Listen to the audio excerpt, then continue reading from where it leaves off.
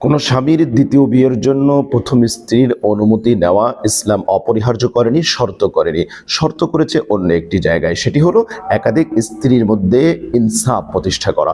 মহাগ্রন্থ আল কোরআনুল কারীমের সূরা নিসার মধ্যে আল্লাহ সুবহানাহু ওয়া তাআলা বলেছেন, ফাইন খিফতুম আল্লা তা'দিলু ফাওয়াহিদা, তোমরা একাধিক স্ত্রীর মধ্যে ইনসাফ করতে না পারার আশঙ্কা থাকলে ফাওয়াহিদা, একটা স্ত্রী নিয়েই তোমরা জীবন যাপন করবে। ইসলাম যদিও প্রথম স্ত্রীর অনুমতি নেওয়াটাকে শর্ত করেনি, তবুও প্রথম স্ত্রীর অনুমতি নিয়ে বা দ্বিতীয় বিয়ের প্রয়োজনীয়তা যদি প্রথম স্ত্রীকে বুঝিয়ে দ্বিতীয় বিবাহ করা হয়, তাহলে তাদের দাম্পত্য জীবনে ঝগড়াঝাটি এটা কম হয়। সেজন্য দ্বিতীয় বিয়ের প্রয়োজন থাকলে সেটা স্ত্রীর সাথে আলোচনা করে স্ত্রীকে বুঝিয়ে সে বিষয়ে অগ্রসর হলে সেটা ভালো।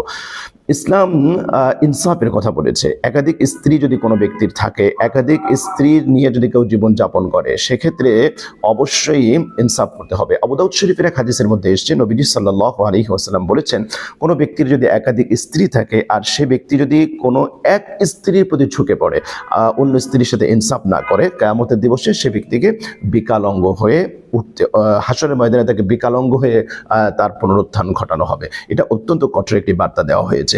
আমাদের সমাজের যে কালচার, এই কালচারটাকে আসলে ভেঙে ফেলা উচিত।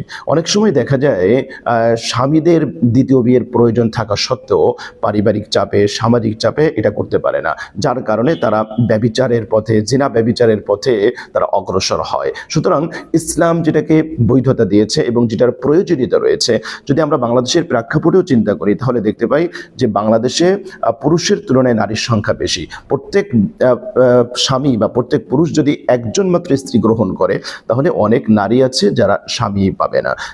এই জন্য ইসলাম এই প্রয়োজনকে সামনে রেখে এই অনুমতিটা দিয়েছে। তবে অবশ্যই স্ত্রীদের সাথে ভালো আচরণের নির্দেশ ইসলাম দিয়েছে। ওয়াশিরুহুন্না বিল মারুফ, তোমরা তাদের সাথে ভালো আচরণ করো। নবীজি সাল্লাল্লাহু আলাইহি ওয়াসাল্লাম বলেছেন, বুখারীর হাদিস, ইস্তাউসু বিন নিসাই খায়রা, তোমরা তোমাদের স্ত্রীদেরকে উত্তম উপদেশ দাও, নসিহা করো। সুতরাং ইসলাম অবশ্যই বাস্তবতা বা প্রয়োজন সামনে রেখেই বিধান দিয়েছে।